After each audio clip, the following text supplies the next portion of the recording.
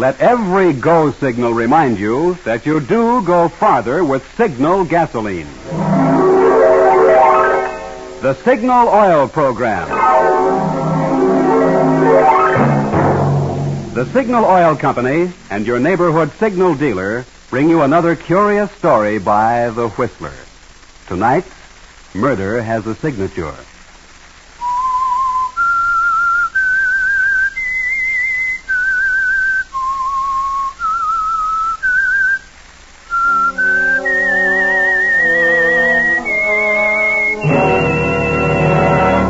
I am the Whistler, and I know many things, for I walk by night. I know many strange tales, many secrets hidden in the hearts of men and women who have stepped into the shadows. Presently I'll tell you of nameless terrors of which they dare not speak.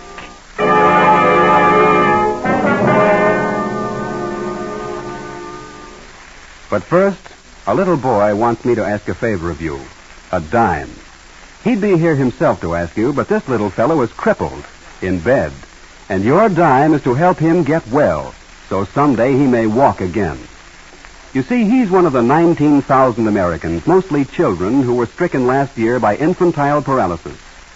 Few homes can afford the long, costly care required by this dread disease. But thanks to the dimes contributed through last year's March of Dimes campaign, sponsored by President Roosevelt, more and more victims of infantile paralysis will walk again. Today starts the nationwide 1945 drive to replenish this important fund. It's your opportunity to do what you can to control this crippling disease, which, but for the hand of Providence, might have stopped at your home. Send your dime or more if you can to President Roosevelt or your local chapter of the March of Dimes. Don't put it off.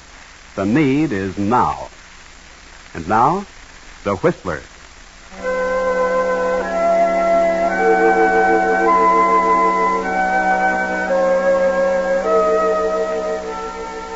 It was an old house, set back in the trees a little way from the lake, and it had a miserly look about it.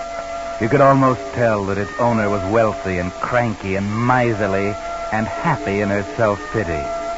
And all the loneliness of her own life she took pleasure in passing on to her only companion, her servant, Martha. Martha! Martha, where are you? Martha do this, Martha do that. Always Martha. So there you are. Didn't you hear me calling you? What are you doing in the kitchen? Breakfast dishes. Breakfast dishes what? Breakfast dishes. Miss Brewer. That's better. You haven't made my room yet, and you know very well that's to be tidied before you touch a thing. Another thing. I know very well you heard me calling. Why didn't you answer me? I didn't hear you. One of your moods again, eh? Well, how long is it going to last this time? Oh, never mind. Take this envelope. I want you to row across the lake and place these securities in the bank. Row across? Be careful with them.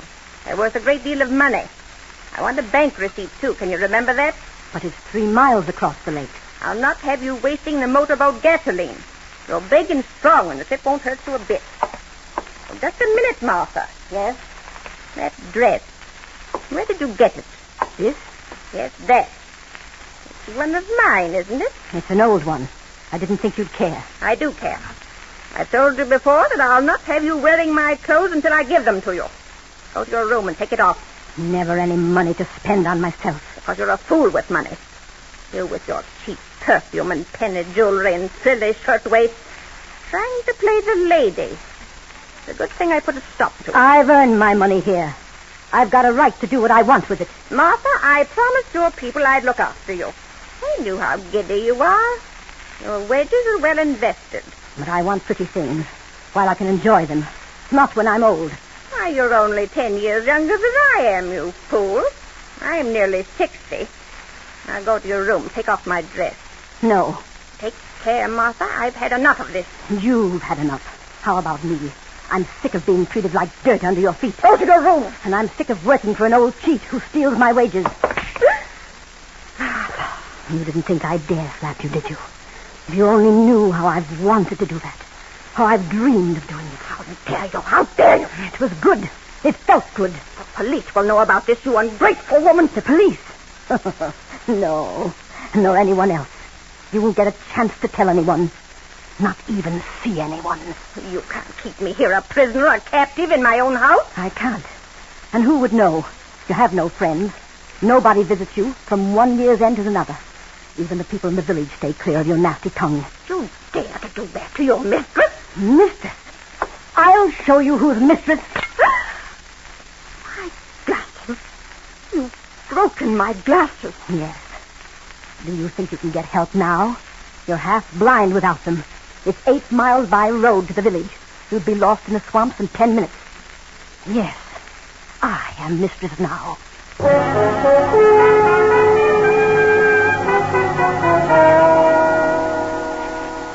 Well, at long last, Martha, you've summoned up the courage to do what you wanted to do for so many years. You're a little surprised at the success of it, how easy it was. It's a pleasure to see her cringe before you, call you my dear, ask sweetly when she wants something. And then there's so much money here, enough to buy you all those things you've dreamed about. Martha?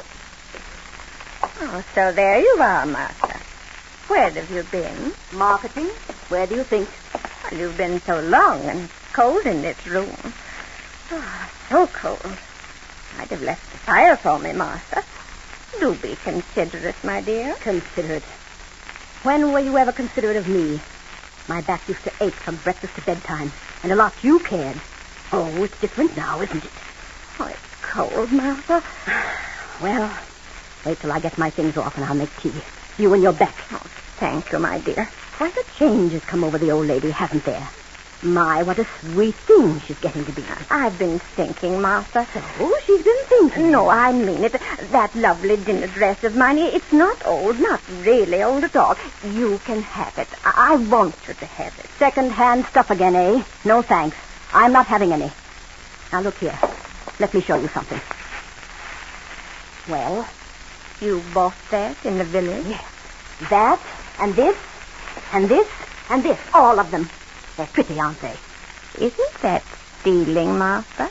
You have no money. You must have been in my cash box. Stealing? You talk about stealing when you've stolen months, years of my life. This stuff isn't all, either. There's lots of other things up in my room. Shall I show them to you? No, Martha. Well, why don't you say something? Well, there's nothing to say. If those few things will make you happy, then I'm glad. I want you to be happy, my dear. You old hypocrite. You don't fool me a bit. What you wouldn't give to have the police here now. How you misjudge me. Is that a letter there? Letter? Yes, you have a letter. I suppose you want me to read it to you. Please. I'm surprised somebody thinks enough of you to write. My dear Aunt Bessie. Aunt Bessie? I'm motoring south tomorrow with my wife, Lillian. It's been so many years since we were last together. I thought I might stop on my way and renew a long, neglected acquaintanceship. We should arrive sometime Friday evening. Affectionately, Harvey. My nephew, Harvey. Why, I haven't seen him since he was a small boy. What does he want? You read the letter, Martha. He wants to see his aunt. Today is Friday. Well? Tonight, Martha. He'll be here tonight. Tonight? Come, my fine lady. Put on your pretties. You must look your handsomest when my nephew arrives. It's my money. I haven't really stolen from you. You can't do anything to me. Stolen from me? Of course you haven't, my dear. My poor woman, didn't I tell you I wanted you to be happy?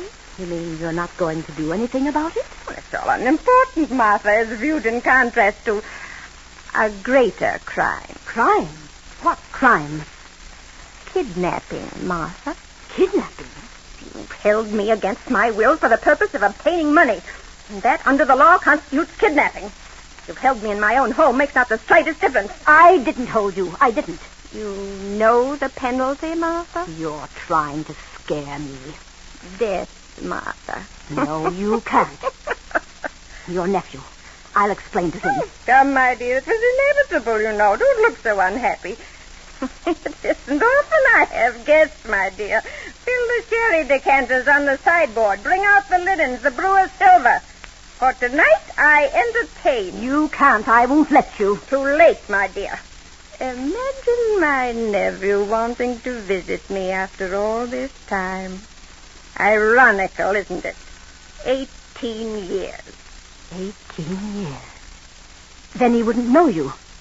Recognize you, would he? Well, perhaps not. He could scarcely be expected to, I suppose, but... Martha, what are you thinking? Nothing, Miss Brewer. Nothing at all.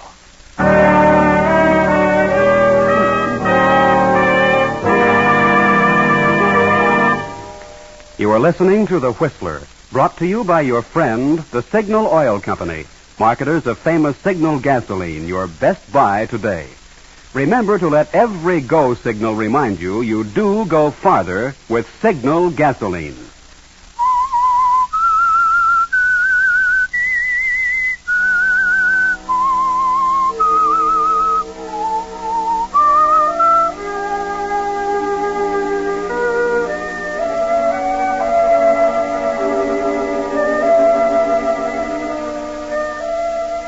Well, the situation is a little more serious than Martha ever dreamed it might be, isn't it? Old Miss Brewer's nephew coming, and you, Martha, threatened with prison or worse. And there's not much to do about it. Or is there? Harvey will be here soon. Even now, he and his wife are driving over the muddy road up to the house. Look, Harvey, is that it through the trees? Must be. It's the only house we've seen for miles. And there's a light in the window. Oh, thank goodness. This is the loneliest, most dismal place I've ever... and that wind. Looks like rain. At least we beat that. I only hope she lets us in. What do you mean? Why shouldn't she let us in? Oh, I don't know, but she's a nutty old dame. I gather she doesn't think too much of me. I used to ride her once in a while when I was younger, but she never once answered a letter. Well, then if you haven't even heard from her for 18 years, why should she be the guardian of your money? Well, after all, she's my only living relative, and I'm hers. Okay, here we are. I'll pull in under this tree. Not too far from the porch. It's starting to rain. Okay, Lillian, you run for it. I'll bring the bags. So hurry up. You'll get wet. There's no bell, Harv. Never mind. That wind. Feel how the house shakes. Oh, you can see that. Hey, listen. Yeah, somebody's coming. Did you close the windows in the car? Yeah, I did. Well, please knock again, Harv. I'm cold. I tell you, I heard somebody. Yes? Well, how do you do? I'm Harvey Brewer. I know. Come in. Oh, thanks. Thank you.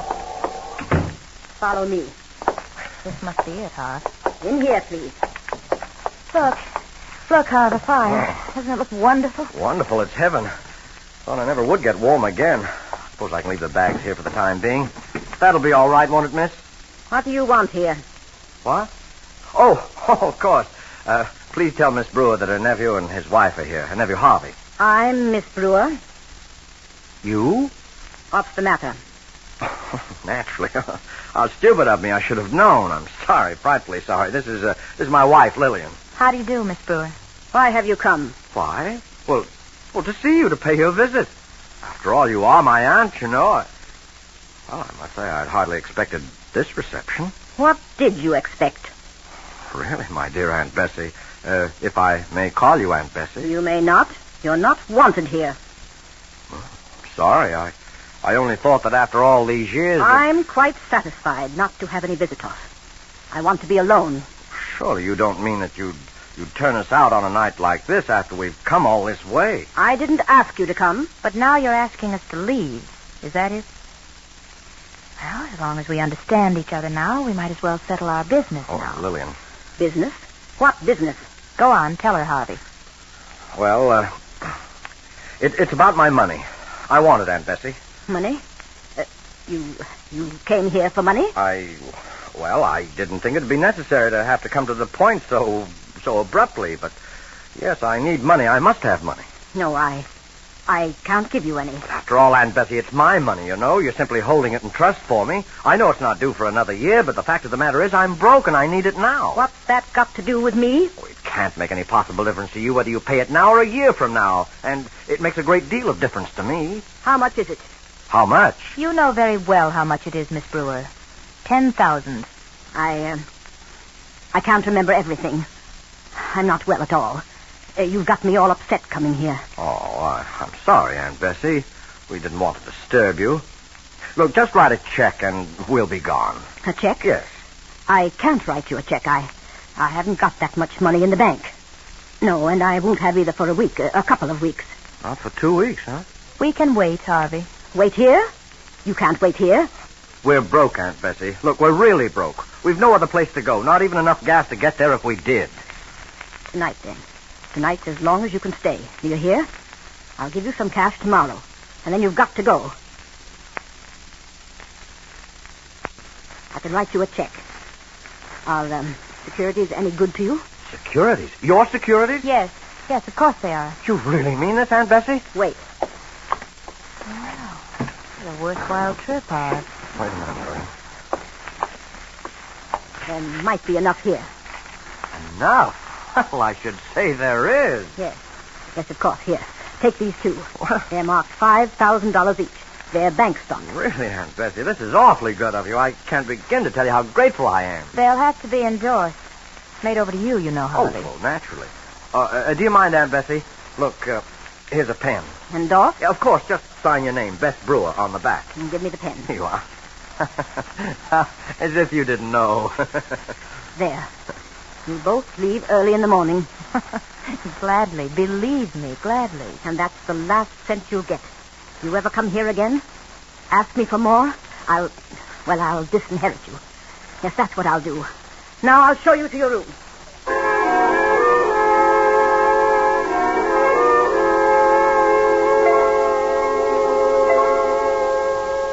Well, things have taken quite a turn. All Harvey wanted was money, and Bess Brewer signed over $10,000 worth of bonds to him. Or did she? And what about Martha? But then Harvey doesn't know anything about Martha, and Martha doesn't really know much about Harvey and Lillian. Not enough, I'm afraid. Asleep, Harvey? No. She's very rich, isn't she?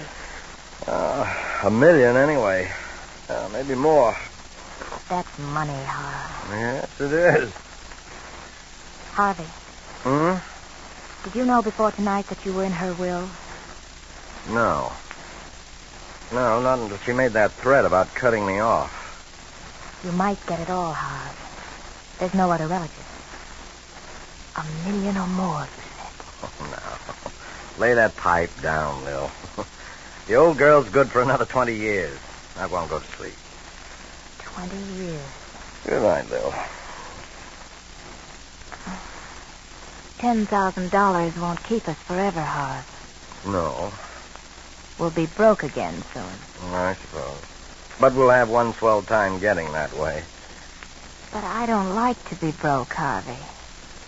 You know that. Now, wait a minute. Are you threatening to leave me again? I'm only warning you, Harv. You know how I feel. That's why we came down here. Oh, is money all you ever think of?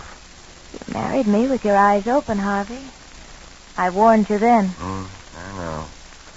I had enough of my inheritance to keep any ordinary couple happy for a lifetime. How we went through it all, I don't know. I told you I was expensive. I don't plan to change. But I'll stay with you as I promised, as long as we can live like human beings. Like millionaires, you mean? Mm-hmm.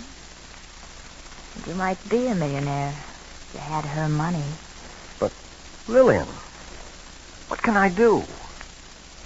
Don't you know? Good night, Harvey. You're a spoiled brat, Lil. Gosh, I often wonder why I love you. But there's nothing I wouldn't do for you. You believe that, don't you? Mm. There's nobody in the house but the three of us. I know. Just you and I and the old lady upstairs. Well? Just the three of us, Harv. All right. What about it? Nobody knows we came here tonight. No, nobody knows.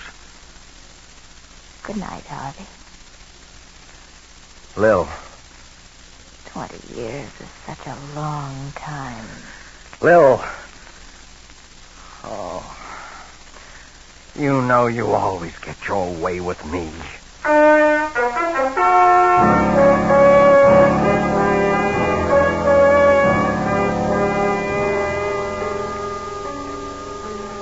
Yes, she always gets her way with you, doesn't she, Harvey? And so you didn't get much sleep that night, did you? There was too much to do. And you had to get away too early in the dark, rain or no rain. Back in the city, you think it over and try to figure if you've forgotten anything. And you wait for the news. Uh-huh. Well, it's in the paper.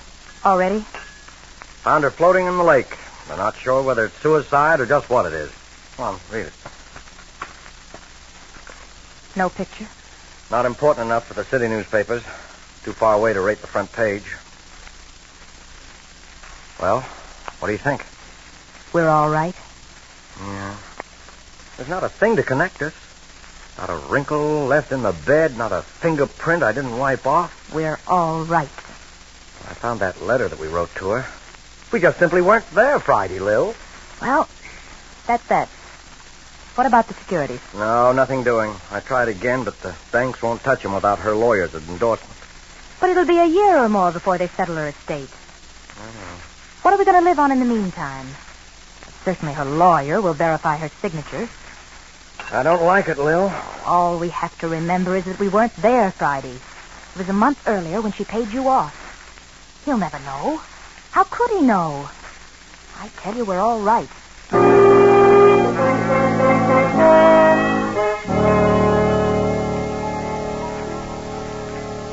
Yes, everything's all right, Harvey. Stop worrying. Just run down to your aunt's lawyer's office and get his endorsement for the money. Then wait and see what happens. Who knows what good luck may come. May I offer my condolences on your aunt's passing, Mr. Brewer? It was a great shock to me. Yes, I imagine you knew her better than I did. Perhaps. She wasn't a very friendly woman, but she was a remarkable one. And now you said you had some business with me. Yes. You see, about a month before my aunt's death, I happened to stop down there to see her. Oh? And she gave me these bank securities, $10,000 worth, the money she was holding in trust for me. But I thought... Yes, I know. It wasn't due yet, but she said she wanted me to have it anyway. And now the banks tell me that your endorsement is needed in order to cash them. Yes. That's an old routine arrangement I had with her. You just let me see them? Oh, yes, of course. Right here. Thank you. Let's see.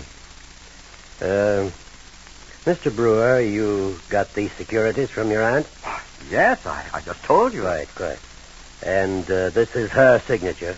That's right, as you can see. You were in your aunt's presence when this endorsement was made? You saw her sign her name? Yes. Of course. We both did. I see. It may mean nothing at all. I hope for your sake it doesn't. But this is something I think the police should know about. You mean the securities? Yes. And the signature. You see, Mr. Brewer, foul play is suspected in your aunt's death. The only clue the police have so far is a set of tire tracks found in the mud outside the house. Evidently made the night she died. But, I don't understand. No, you wouldn't, I'm sure. But you see, Mr. Brewer, this couldn't possibly be your aunt's signature. Because in spite of her intelligence and wealth, your aunt never went to school. She never learned to write even her own name.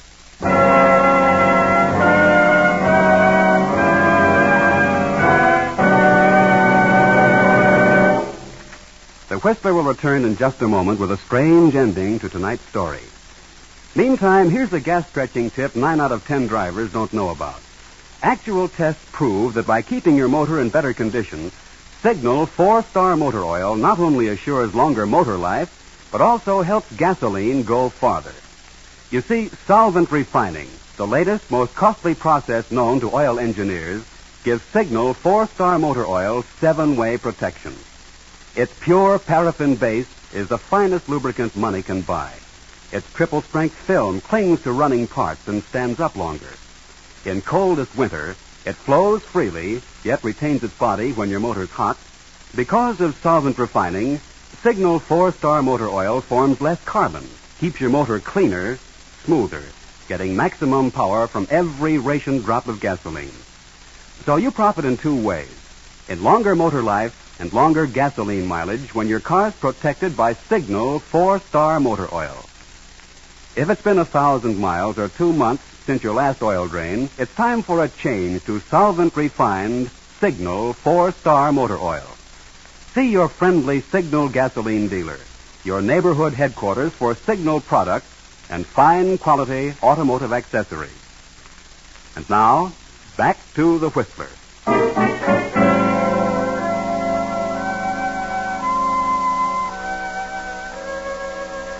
So Harvey had nothing to worry about. Nothing but the electric chair. And Lillian, who had to have money to live like a human being, will spend the rest of her life behind bars. Yes, the tire tracks convicted them, of course. That was one clue they overlooked, and it was enough to prove that they were there that rainy night. If only you hadn't tried to cash those securities, Harvey. The securities that first pointed suspicion at you. Now they'll hang you for the wrong murder, Harvey. They'll hang you for your aunt's murder, when actually you killed Martha, the housekeeper, and dumped her body in the lake. Yes, but they haven't found her body yet, Harvey. Martha was the one who killed Aunt Bessie and threw her body in the lake. But you'll never be able to prove that now. Maybe if Martha had lived, you could have gotten out of it somehow. But not now. It was all so unnecessary, too. When you killed Martha, your aunt was already dead. And by the terms of her will, you had already inherited all of her money. Over $1 million. Too bad, Harvey. Too bad.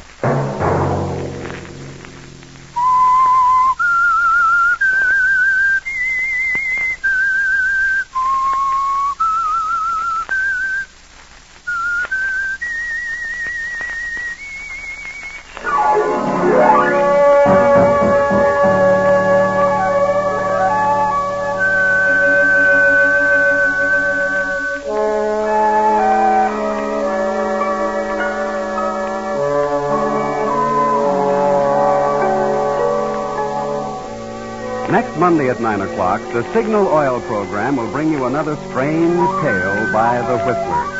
The Signal Oil program is broadcast for your entertainment by the Signal Oil Company, marketers of Signal's famous Go Farther gasoline and motor oil, and by your neighborhood Signal Oil dealer, who is at your service daily to keep your car running for the duration. The Signal Oil program, produced by George W. Allen, with story by Louis Espy, music by Wilbur Hatch, is transmitted to our troops overseas by the Armed Forces Radio Service. Bob Anderson speaking for your friend, the Signal Oil Company, and suggesting once again that you let every go signal remind you that you do go farther with Signal gasoline.